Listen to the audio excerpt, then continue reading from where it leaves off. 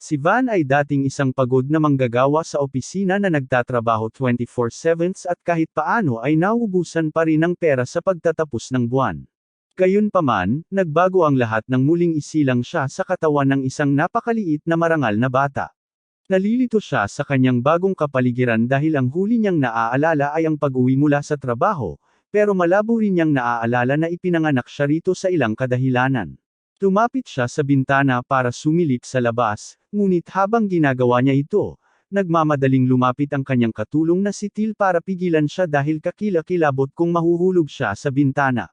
May alaala rin si Van kay Till at sa pamilya nito rito, kaya ipinapalagay niya na isa ito sa mga bagay na sinasabi ng lahat tungkol sa reinkarnasyon. Bukod pa riyan, sa tingin ni Till ay medyo kakaiba na marunong siyang magsalita ng maayos kahit 2 taong gulang pa lang siya at kahapon ay sinusubukan pa rin niyang kainin ang sarili niyang paa, pero ipinapalagay niya na bigla na lang nagkaroon ng kamalayan si Till noong bata pa siya o kaya naman ay may nangyari lang na ganon. Mamaya ng araw na iyon, nagkakainan si Van kasama ang kanyang pamilya, at ang kanyang ama, si Halpa, ay nagsimulang tanungin ang lahat kung ano ang plano nilang gawin ngayong araw.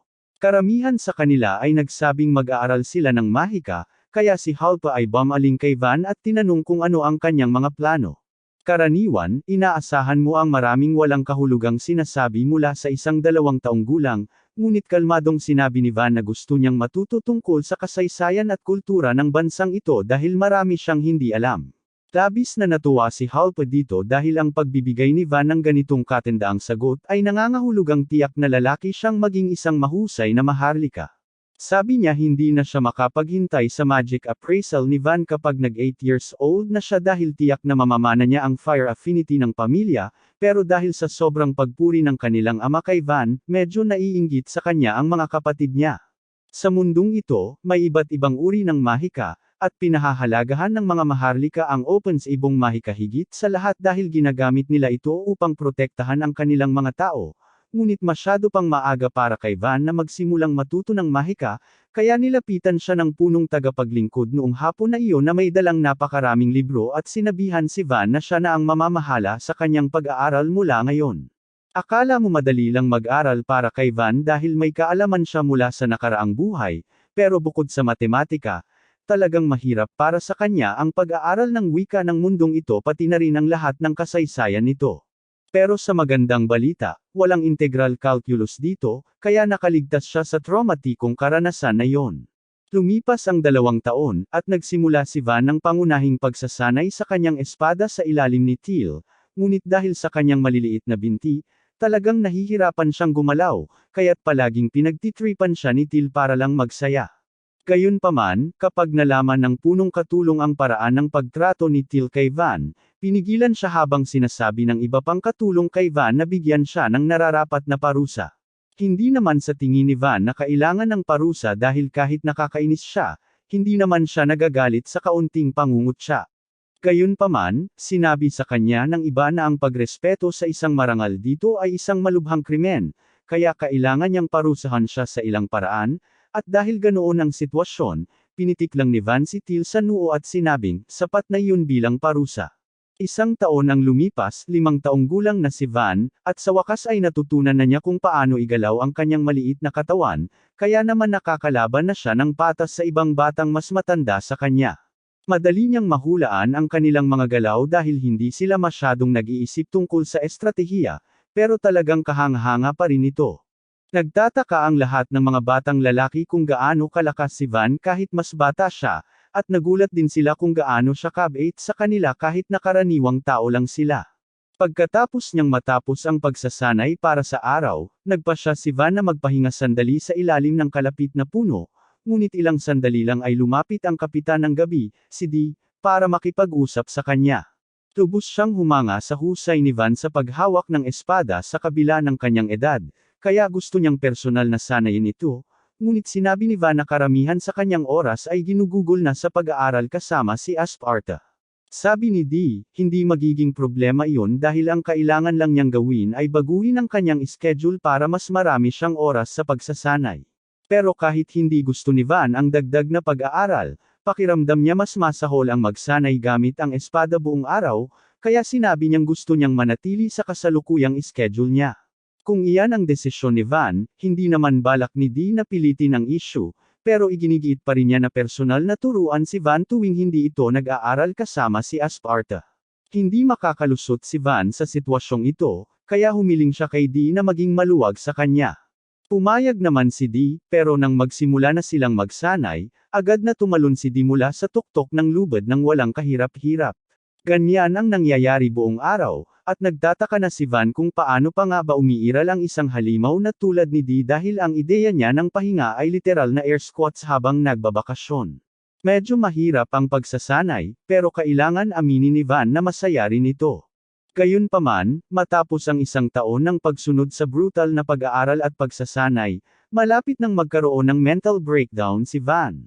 Nais niyang makalabas at makipaglaro lang na parang normal na bata, kaya sinabi ni Till sa kanya na maaari siyang magpahinga sa araw kung gusto niya, isang bagay na hindi pa niya naisip hanggang ngayon. Kung ganoon, sinabi niyang gusto niyang pumunta sa palengke dahil hindi pa siya nakakarating doon, at pagdating niya, namangha siya sa dami ng tao. Sinabi ni Till sa kanya na ito ang pinakamalaking palengke sa kaharian, at sa likod nila ay ang Merry Chamber of Commerce, ang pinakamalaking kumpanya sa kaharian. Sa sandaling iyon, napansin ni Van ang isang lalaking hinihila ang isang batang lalaki sa likuran niya, at tinanong niya kung ano ang nangyayari. Sinabi ng lalaki kay Van na huwag makialam sa kanyang negosyo, ngunit pagkatapos ay napansin niya ang lahat ng gwardya sa paligid niya at napagtanto na mapanganib ang maging bastos dito. Ipinaliwanag niya na narito siya upang ibenta ang kanyang anak bilang alipin, at nagulat si Van na parang normal lang sa lahat ang ganitong sitwasyon, ngunit sinabi ni Till sa kanya na karaniwan lang sa mga mahihirap na pamilya na ibenta ang kanilang mga anak para sa pera. Sa sandaling iyon, lumabas ang isa sa mga empleyado sa Chamber of Commerce upang tingnan kung ano ang pinagkakaguluhan, at agad niyang nakilala si Van bilang ika-4 na anak ng Marquis. Sinabi niya sa kanya na inaasahan niyang mapagsilbihan siya ngayon, kaya maaari siyang humiling ng anumang kailangan niya, at sa kasong iyon, hiniling ni Van sa kanya na magbigay ng pagtatansya sa magiging gastos ng anak ng lalaking iyon. Sa unang tingin, hindi mukhang espesyal ang bata, kaya tinanong ni Rosalie ang lalaki kung ano ang magic affinity ng kanyang anak. Ipinaliwanag ng lalaki na may mahikang pagnanakaw ang kanyang anak, ngunit hindi naman talaga mahalaga ang mahikang pagnanakaw, kaya sinabi ni Rosalie sa kanya na ang pinakamagandang presyo na makukuha niya ay mas mababa sa 3 pirasong pilak. Galit na galit ang lalaki dahil hindi kasing halaga ng inaakala niya ang kanyang anak, kaya naman ibinuhos niya ang kanyang galit sa bata at sinimulang tapakan ito sa lupa. Sinabi ni Rosalie sa kanya na hindi talaga niya dapat trituhin ng ganoon ang kanyang anak, pero sinabi sa kanya ng lalaki na huwag siyang makialam. Dahil hindi siya handang magbayad ng higit sa 3 pilak na barya, pupunta siya sa mansyon ni Didi at titingnan kung maibibenta niya doon ang kanyang anak, ngunit bago umalis ang lalaki, nagsalita si Van at nag-alok na bilhin ang bata sa halagang 5 pilak na barya. Alam ng lalaki na malamang ay hindi na siya makakakuha ng mas magandang alok kaysa rito, kaya nagpasya siyang kunin ang pera at umalis. Pagkatapos ay nilapitan ni Van ang batang lalaki at pinutol ang kanyang mga tali bago tinanong kung ano ang kanyang pangalan. Sabi ng bata, Cam Shen ang pangalan niya habang bumabangon siya, kaya sinabi ni Van sa kanya na mula ngayon, malaya na siyang gawin ang gusto niya. Nagulat si Till at ang iba nang marinig ito dahil akala nila gagawing alipin ni Van si Cam Shen, pero hindi sinusuportahan ni Van ang pang-aalipan, kaya hindi niya gugustuhing maging may-ari ng alipin. Gayunpaman, dahil walang pera si Cam Shen o bahay na babalikan, inalok siya ni Van na isama pabalik sa mansyon. Gayunpaman, hindi niya iniisip na papayag ang ama ni Van na pauwiin siya kasama ang isang kakaibang batang lalaki bilang bisita, kaya kailangan niyang maging alipin ni Van. Hindi natutuwa si Van sa ideyang maging amo ni Cam Shen, ngunit dahil tila okay lang si Cam Shen sa kaayusang ito, pumayag si Van na bumuo ng kontrata ng amo at alipin. Nag-alok si Rosalie na tulungan sina Van at Cam Shen na maitatag ang kontrata, kaya hinawakan niya ang kamay nilang dalawa at sinimulang bigkasin ang isang spell. Sa oras na matapos siya, nabuo na ang isang marka sa kamay ni Cam Shen, at ipinaliwanag niya na ito ang patunay na matagumpay ang kontrata. Karaniwan, sisingilan niya ng bayad sa serbisyo para dito, pero dahil unang beses pa lang ni Van sa merkado, hindi niya siya sisingilan. Ilang linggo pagkatapos, bumalik na si Van sa bahay, at nasanay na si Cam Shen sa kanyang papel bilang personal na katulong ni Van, ngunit ngayon, may dala siyang masamang balita. Sabi niya hinahanap ni Dee si Van para makapag-extra training sila ngayon, pero takot na takot si Van sa lalaking yun, kaya sinuhulan niya si Cam Shen ng cookie at pinakiusapan na siya ang magtakip para sa kanya. Handang gawin ni Cam Shen ang lahat para kay Van, kaya nang hanapin siya ni Dee, nagsinungaling siya at sinabing wala si Van. Alam ni Dee na nagsisinungaling sa kanya si Cam Shen, pero kailangan ng malaking lakas ng loob para magsinungaling sa isang lalaking katulad niya, kaya sa kasamaang palad para kay Cam Shen, nagustuhan siya ni Dee at nagpasya na sanayin na lang siya, kaya naman kinaladkad siya palayo. Lumalipas na naman ang isang taon, at malapit nang magwalo si Van, kaya nagtataka ang lahat sa bayan kung anong uri ng mahika ang makukuha niya kapag nasuri na siya. Kilala ang pamilya ni Van sa kanilang kakayahan sa alinman sa mahika ng hangin o apoy, kaya sigurado silang magkakaroon siya ng malakas na mahika sa pag-atake. Gayunpaman, sa araw ng pagtatasa kay Van, nabunyag na wala siyang anumang uri ng magic sa pag-atake. Sa halip, nagtataglay siya ng mahikang pangproduksyon, at galit na galit ang kanyang ama dahil ang mahikang pangproduksyon ang itinuturing na pinakamasama sa lahat ng uri ng mahika. Kailangan mong tipunin ang lahat ng materyales ng maaga, at kailangan mo pa ring magkaroon ng malinaw na larawan ng proseso ng produksyon, kaya napakaraming trabaho ang kailangan para lang makagawa ng isang bagay tulad ng espada. Naniniwala si Halto na si Van ay isang kahihiyan na ngayon sa pamilya, kaya itinas niya ang kanyang espada upang patayin siya noon at doon, ngunit sa huling segundo, si Mercia, ang tanging kapatid ni Van na talagang gusto siya, ay hamarang sa kanya at sinabihan ang kanilang ama na maghintay. Naaalala ni Halpa ang malayong nayon na wala naman silang masyadong ginagawa. Nasa pinakadulo ito ng kanilang teritoryo, at mayroon lamang humigit kumulang 100 tao ang nakatira doon na walang espesyalidad na masasabi, kaya napakaliit ng halaga nito sa kanilang teritoryo.